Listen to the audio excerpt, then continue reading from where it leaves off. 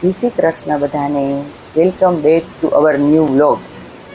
આજે હું તમને જામનગર પાસે આવેલ ખડખંભાળિયા ગોપ એની મુલાકાત કરાવવાની છું. તો તમે પૂરેપૂરો વિડીયો જોજો મારી સાથે, તમને આનંદ આવશે. તમે નવા હોય તો મારી ચેનલને સબસ્ક્રાઈબ જરૂર કરજો, લાઈક કરજો. તો આ અમે જામનગરથી નીકળી ગયા છીએ ખડખંભાળિયા જવા માટે. આ રસ્તામાં સોલાર પ્લાન્ટનું કામ ચાલુ છે.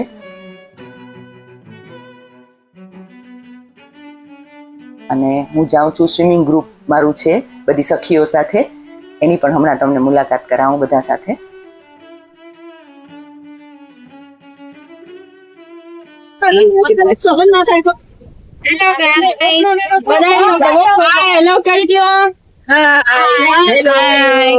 કેવું ફીલ થાય છે? બહુ મજા આવે છે. કેવું કે આપણે એન્જોય કરવું છે આજે? અરે ફૂલ મસ્તી. આપણે ક્યાં જાય છીએ બધાય? ધોધમાં, વોટરફોલમાં. નજીકમાં જરૂર નથી પડતી હજી. અમે આમાં 17 યર્સથી 70 યર્સ સુધીની બધી સખીઓ છીએ અને પિકનિકમાં જઈએ છીએ ખડખંભાળિયા. આ રસ્તામાં ચેક ડેમ આવે છે, જે જામનગર સમાણા હાઈવે પર આવેલો છે. અત્યારે ચોમાસાની સિઝન છે, થોડો ઘણો વરસાદ પડી ગયો છે એટલે પાણીની આવક થઈ ગઈ છે. આ ખડખંભાળિયા લાલપુર તાલુકામાં આવેલું છે. જામનગર જિલ્લો અને રાજ્ય છે ગુજરાત. જામનગરથી તો ફક્ત 35 કિલોમીટર જ થાય છે.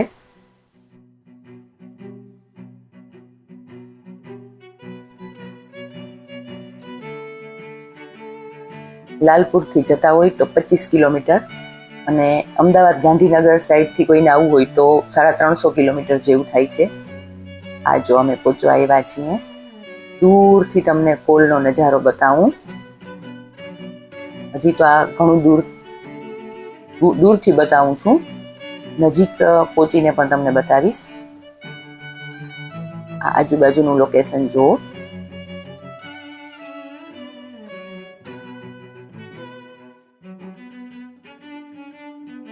અહીંથી અમારે ગાડીમાંથી ઉતરીને થોડું ટ્રેકિંગ કરવું છે. થઈ જાઓ. હેલો. ચાલો, વેલકમ ગાઈસ. અમે પહોંચવા આવ્યા છીએ. અમને ઉતાવળ છે.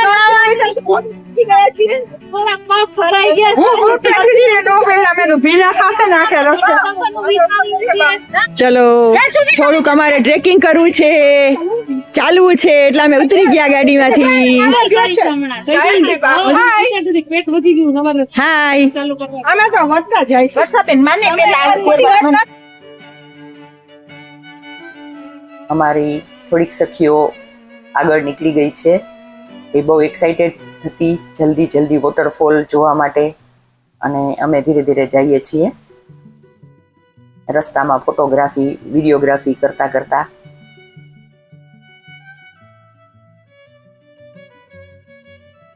જો આ છે, નીચે ઉતરવાનું છે. ટેકરી છે, ત્યાંથી થોડુંક નીચે ફોલ છે, ત્યાં ઉતરવાનું છે. કાંઈ જોખમી તો નથી, પણ સંભાળીને શાંતિથી ઉતરવું. અમે 1 by 1 એકબીજાનો હાથ પકડી અને ઉતરી ગયા. આ જો ફોલનો નજારો. આવા નાના વોટરફોલ ત્યાં ઘણા બધા છે.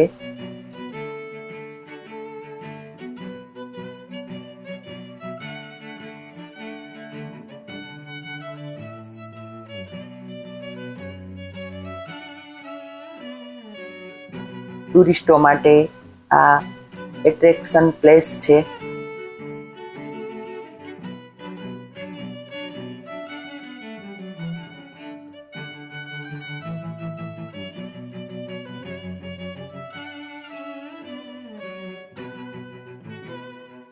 આજે થોડોક તડકો છે, છતાં પણ નજારો તો બહુ સુંદર છે, જોવાની બહુ મજા આવી.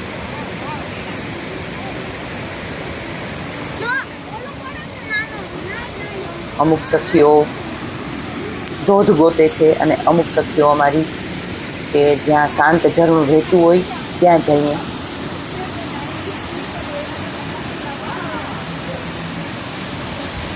અમે લોકો સવારે 10-10:30 નીકળી ગયા હતા. અને ફરતું જુઓ તમને હું કેવું રમણીય સ્થળ છે બતાવું. આ ચોમાસામાં જ હોય છે, જ્યારે ડેમ ઓવરફ્લો થાય ત્યારે જ આ તમને જોવા મળશે અહીંયા. અને અહીં જવાની મજા પણ ચોમાસામાં જ વધારે આવે છે.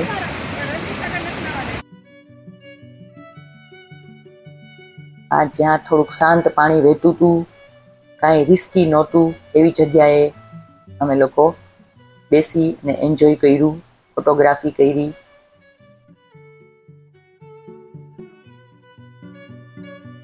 બહુ સુંદર મજાનું લોકેશન છે, પણ થોડુંક પાણી હોય એટલે સંભાળીને જવાનું.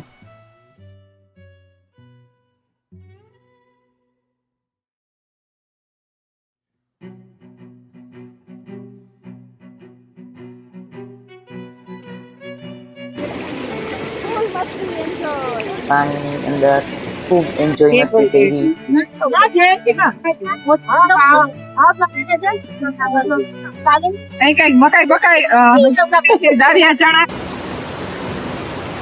આ અમારા ગ્રુપની નાની સખીઓ બધી વોટરફોલ નીચે નાવા પહોંચી ગઈ. તમે કોઈ આવું જાજુ રિસ્ક ન લેતા, એ બધી તો બેસ્ટ સ્વિમર છે, બધાને ફૂલ સ્વિમિંગ આવડે છે. સંભાળીને જવું હોય તો ત્યાં ફોલ પડે છે અને પાણી નીચે શાંત છે તો પણ સંભાળીને જવું. બધા જો એન્જોય કરે છે, નાની નાની છોકરીઓ.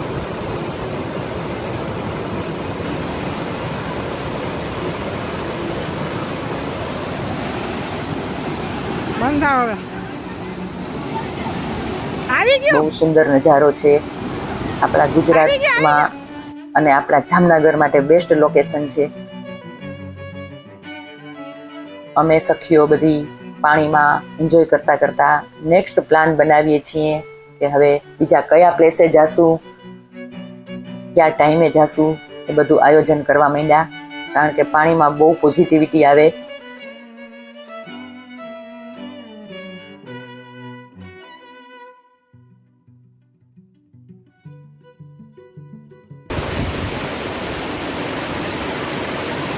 અહીંથી અમે લોકો પછી સાંજે આ બધું પતાવી, લંચ પતાવીને ગોપ જવાના છીએ. હા, હવે જો બધા ફ્રેશ થઈ ગયા, ચેન્જ થઈ ગયું અને લંચ કરવા બેસી ગયા. અમે બધું ઘરેથી જ લાવ્યા છીએ લંચ, અને આ વનભોજન જેવું આનંદ આવવાનો છે, વનભોજન કરતા હોય એવો.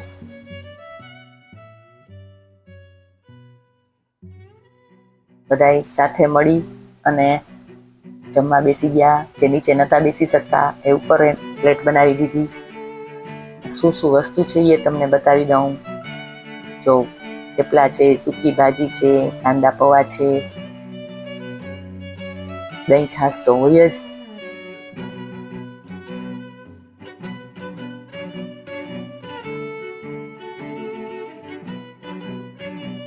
ઈડલી છે, અને ગુજરાતીઓ હોય અને મીઠાઈ ન હોય એવું તો બને જ નહીં.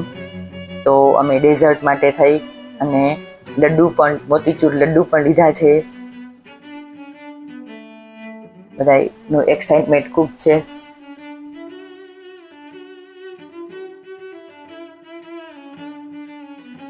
લંચ પતાવી અને જેવી રીતે અમે થોડાક ચાલતા ચાલતા આવ્યા હતા એવી જ રીતે પાછા રિટર્ન ગાડીમાં બેસવા જઈ રહ્યા છીએ. આ ગાડી લઈને અમે ગયા હતા.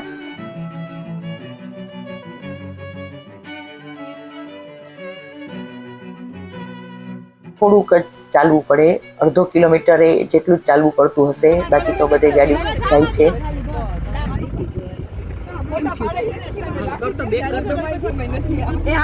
હાલો, આવી ગયા બધા.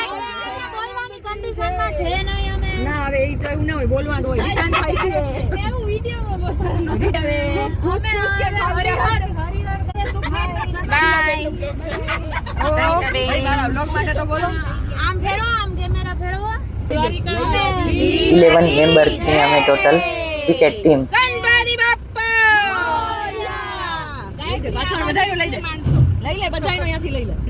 અમે આ હરિહર કરીને અમે જઈ છીએ હવે ફૂલનાથ મહાદેવ. હવે ફૂલનાથ મહાદેવ જાય છીએ. 6 જણા બેઠા છીએ ખસો ખસી.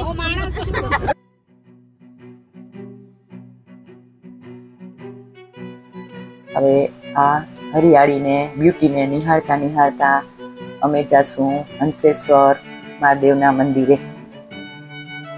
એ પણ તમને બતાવું.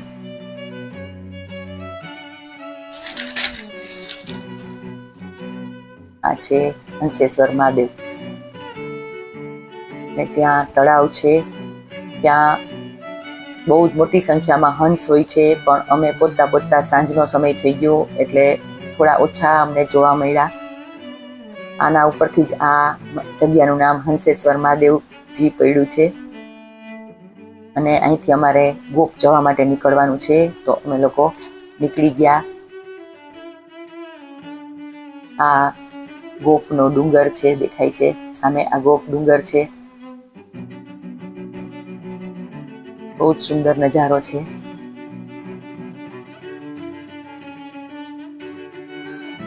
ગોપ છે એ 25 ફીટ ઊંચાઈ પર આવેલું છે. આ ગોપ માઇન્સ એ લાઇમસ્ટોનના ખોદાણ માટે જાણીતું છે, જે સિમેન્ટ પ્લાન્ટમાં ખૂબ ઉપયોગી મટીરિયલ છે અને એને કારણે લોકલ એરિયામાં રોજગારી મળે છે. આ ગોપ માઇન્સ સોડા એસના ઉત્પાદનમાં યોગદાન આપે છે, એટલે એનું મહત્વ અનેરું છે. આ જગ્યા પણ એક્સપ્લોર કરવા જેવી છે. બહુ જ સુંદર છે. તમે કોઈ હિલ સ્ટેશનમાં ફરવા જતા હોય એવું જ ફીલ થશે. આ મહાદેવજી જે દેખાય છે એ ગોપનાથ મહાદેવજીનું મંદિર છે અને ગાડી છેક સુધી પહોંચી જાય છે. 25 ફીટ ઊંચું હાઈટ છે, પણ કાંઈ વાંધો આવતો નથી. ગાડી ધીમે ધીમે પહોંચી જાય છે છેક સુધી. અને જામનગરથી આ 63 કિમી દૂર છે અને પર્વતમાંથી વચ્ચે ખોદીને રસ્તો બનાવેલો છે. શ્રાવણ મહિનામાં જનરલી વધારે ભીડ હોય છે અને આ સેટરડે સન્ડે છે એટલે થોડોક ટ્રાફિક જોવા મળ્યો. આ ગોપનાથ દાદાના દર્શન કરો અને આ જુઓ, ઉપરથી અમે આ નજારો લીધેલો છે. એટલું રમણીય વાતાવરણ છે. સાંજનો ટાઈમ છે, ખૂબ ઠંડો સરસ પવન આવે છે. બધા એકદમ ફ્રેશ થઈ ગયા. બધાને બહુ જ આનંદ આવ્યો.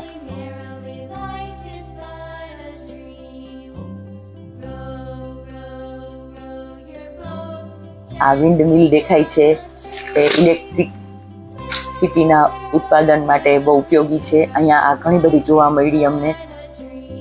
તમે નવા હોય તો મારી ચેનલને સબસ્ક્રાઈબ જરૂર કરજો, લાઈક કરજો, કોમેન્ટ અવશ્ય કરજો.